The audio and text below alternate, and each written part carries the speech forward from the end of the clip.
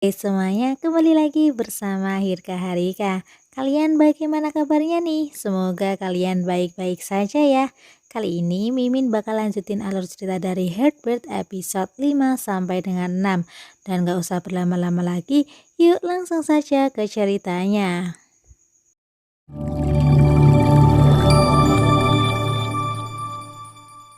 Nah, di awal episode diperlihatkan di mana Sunwo yang mendekati Inhei dikarenakan Sunwo merasa bahwa Inhei adalah reinkarnasi dari Haisun. Bukannya romantis, Inhei pun merasa ketakutan dan langsung saja menyemprot wajah Sunwo.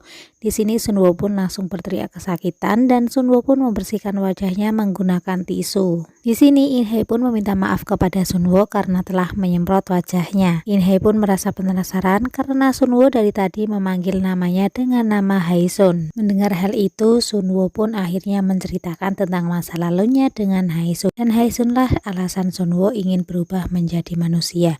Hingga akhirnya usahanya gagal untuk menjadi manusia dikarenakan petinya telah dibuka oleh Inhei sebelum waktunya. Mendengar hal itu, Inhei pun menjadi tidak enak dong ya, dan akhirnya meminta maaf kepada Sunwo karena telah membuka petinya sebelum waktunya. Di sini Sunwo pun sempat mengatakan jika ia merasa bingung dikarenakan Inhei bisa membuka petinya dan di dalam diri Inhei terdapat darah dari Haisun, sehingga hal ini menjadikan Sunwo selalu ingat akan Haisun. Dengar penjelasan Sunwo, Inhei pun kaget dan tidak percaya, dan di sini Inhei tidak percaya akan masa lalu dan reinkarnasi.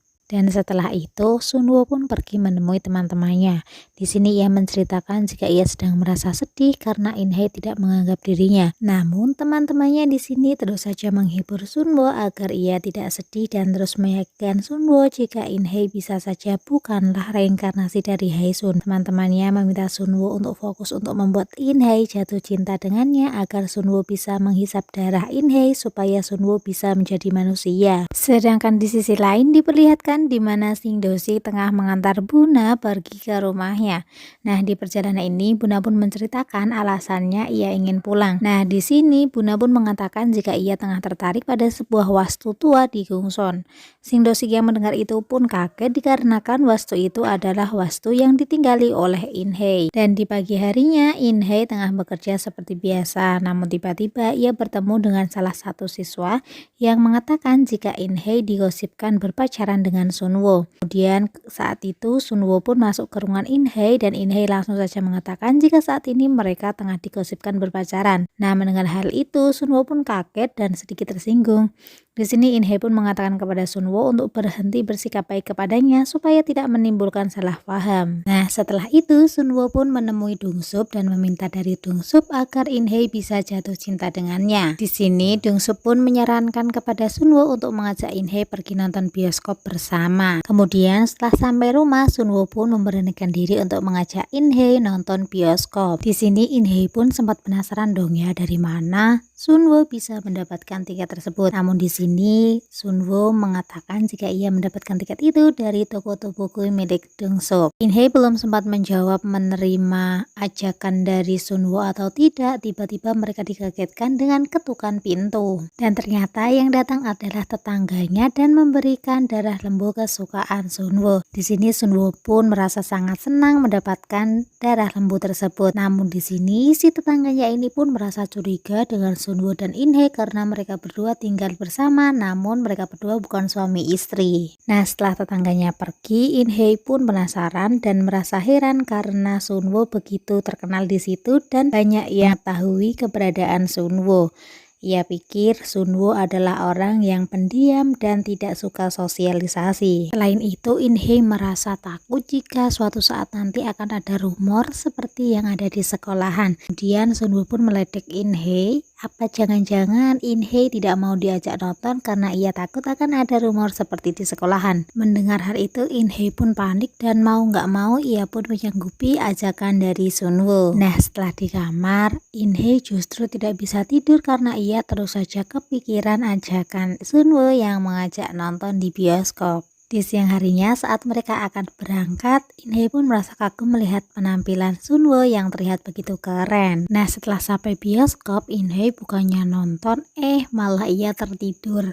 Bahkan tidurnya sampai mendengkur. Hal itu pun menjadikan Sunwoo merasa malu karena menjadi tontonan banyak orang. Setelah selesai nonton, Sunwoo pun mengatakan kepada In-hye jika In-hye itu membuat malu dia karena nonton di bioskop malah tertidur sambil mendengkur. Sedangkan di sisi lain terlihat jika Na Hae-won tengah bertemu seorang pria. Di sini Na Hae-won pun menceritakan jika ia tengah tertarik pada sebuah wastu di Gongsun. Keesokan harinya saat In-hye bekerja, ia pun kaget karena mendengar jika kepala sekolah tidak memperpanjang kontrak kerjanya. Di sini dengan terang-terangan si kepala sekolah ini justru mengatakan jika ia tidak menyukai In-hye karena ia terlalu ikut campur dengan urusan Sunwoo. Berita ini pun langsung menyebar dengan cepat di sekolah itu hingga Sunwoo pun mendengar hal itu. Sunwoo pun merasa tidak enak dengan In-hye karena In-hye dipecat karena membela dirinya. Kemudian Sunwoo pun bergegas menuju ke ruangan OKS dan menemui In-hye. Di sini Sunwoo pun meminta maaf kepada In-hye karena ia jadi dipecat karena telah membela Sunwoo. Dan di sini In-hye pun mengatakan jika ini bukanlah salah dari Sunwoo, namun dirinya memang mengatakan sejujurnya dan membela siapa yang benar. Dan di malam harinya In-hye pun pergi ke sebuah tempat dan ia ingin minum karena ia ingin menghilangkan stres. Nah di sini In-hye pun minum sangat banyak. Dan tak diduga ternyata Do-sik melihat In-hye yang tengah minum-minum yang sangat banyak ini. Kemudian saat In-hye hendak membayar, ia pun dikasih sebuah kaleng undian. Di sini In-hye mendapatkan satu kertas yang bertuliskan gratis, yang artinya di sini In-hye pun tidak perlu membayarnya. Dan ternyata perbuatan itu adalah perbuatan Sing Do-sik, dikarenakan Sing Do-sik lah pemilik tempat tersebut.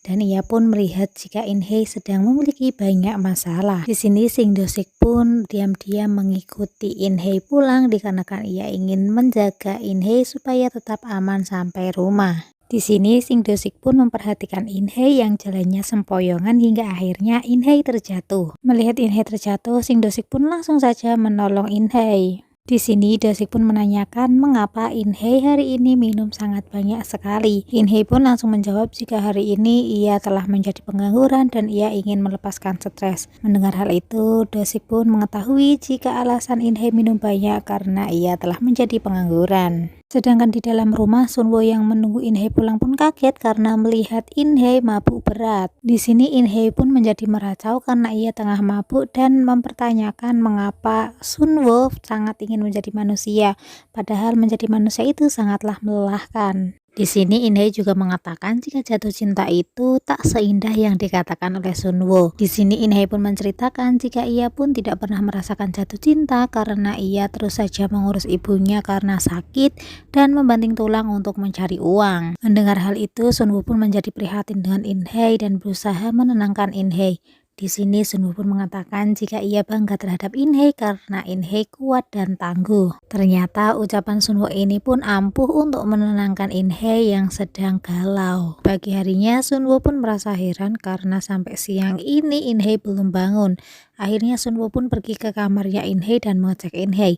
Ternyata In-hye tengah demam dan sakit flu.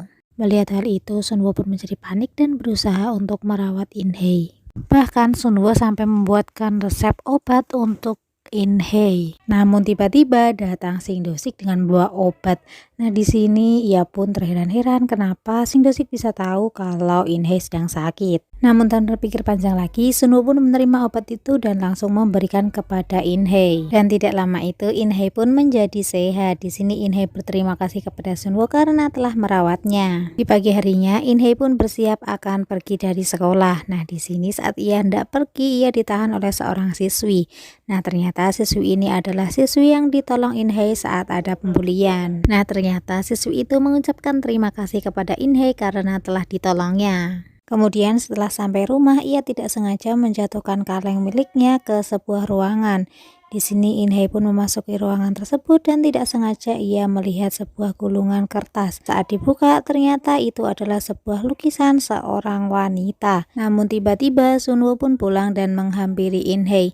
Di sini In-hye pun bertanya apa wanita itu adalah wanita yang selalu diceritakan Sunwoo dan ditunggu olehnya. Sunwoo pun langsung mengiyakan pertanyaan dari In-hye. Kemudian In-hye pun menanyakan apa yang akan dilakukan Sunwoo jika ternyata memang In-hye adalah reinkarnasi dari Haesun. In-hye pun menanyakan kepada Sunwoo apakah ia akan mencintai dirinya apabila memang In-hye benar-benar reinkarnasi dari Haesun. Mendengar ucapan itu, Sunwoo pun mendekati In-hye dan bertanya mengapa ia bisa berpikiran seperti itu padahal sebelumnya ia tidak percaya akan reinkarnasi. Dan di situ Sunwoo pun mengatakan jika mereka berdua sangatlah berbeda dan tidak ada mirip-miripnya. Bahkan Sunwoo pun mengatakan jika ia tidak mungkin mencintai In-hye karena dalam tubuhnya memiliki darah yang beracun. In-hye yang mendengar hal itu pun menjadi marah kepada Sunwoo. Namun tiba-tiba ia teringat jika hari ini Sunwoo pulang lebih cepat. In-hye pun bertanya dan Sunwoo pun menjawab jika hari ini ia dipecat juga. Nah ternyata Sunwoo dipecat karena Sunwoo telah menyiram kepala sekolah. Karena Sunwoo mendengar percakapan kepala sekolah yang bersekongkol untuk tidak memperpanjang kontrak milik In-hye. In-hye yang mendengar itu pun kemudian tertawa bahagia karena merasa terbalaskan. Namun seketika mereka pun terdiam karena mereka menyadari bahwa mereka kini sama-sama pengangguran. Kemudian In-hye pun berusaha melamar di beberapa sekolah, namun nyatanya ia tetap tertolak. Di sisi lain, Sunwoo pun juga sedang mencari pekerjaan, namun karena mereka berdua sudah sering membuat kekacauan dalam pekerjaan, akhirnya mereka pun menjadi susah mendapatkan pekerjaan. Selain itu, kedai milik Dong-seok pun terancam bakal bangkrut karena kalah saing dengan toko sebelah. Sedangkan di sisi lain, di mana Shin Do-sik tengah mengajak bertemu In-hye. Di sini Shin Do-sik mengajak kerjasama di mana rumah In-hye akan dijadikan sebuah penginapan. In-hye mendengar itu pun sedikit setuju. Namun di sini ia harus mengobrolkan masalah ini dengan Sunwoo. Di malam harinya In-hye pun mengobrolkan hal itu dengan Sunwoo. Namun awalnya Sunwoo menolak. Di sini In-hye pun berusaha membujuk Sunwoo hingga akhirnya Sunwoo menyetujuinya. Kemudian In-hye pun menghubungi Shin Do-sik jika ia setuju akan kerjasama itu. Mendengar hal itu, Shin Do-sik pun menjadi sangat bahagia. Nah saat itu juga In-hye diajak untuk meeting dengan Shin Do-sik. Sedangkan di sisi lain diperlihatkan jika Sang-hae dan Dong-seok baru saja diberitahu jika biaya sewa rumah mereka dinaikkan. Padahal usaha mereka masih sepi-sepinya. Nah, kemudian In-hye pun diajak bertemu dengan Buna. Di sini Buna telah menyepakati jika ia akan menjadi investor di proyek mereka berdua. Nah, di pagi harinya Shin Do-sik pun datang ke wastu itu untuk survei. Di sini In-hye pun mengajak Shin Do-sik untuk jalan-jalan mengecek ruangan di wastu tersebut. Kemudian saat mereka bertiga bertemu, Shin Do-sik meminta In-hye untuk membuatkannya teh. Dan di sini Shin Do-sik pun memberanikan diri untuk bertanya kepada Sunwoo apa hubungan mereka berdua. Di sini Sunwoo pun menjawab jika hubungan mereka tak lebih dari di mana dahulu leluhur mereka saling kenal. Nah, kemudian Sunwoo pun balik bertanya kepada Shin Do-sik gimana pendapat ia tentang In-hye. Di sini dengan mantapnya Shin Do-sik menjawab jika ia akan melindungi In-hye. Dan tiba-tiba datanglah In-hye membawa teh dan akhirnya mereka berdua menyelesaikan pembicaraan mereka. Kemudian di malam harinya In-hye dikagetkan dengan kedua tetangga mereka yang mengajak ronda. Dan akhirnya In-hye dan Sunwoo pun bersama-sama untuk ronda.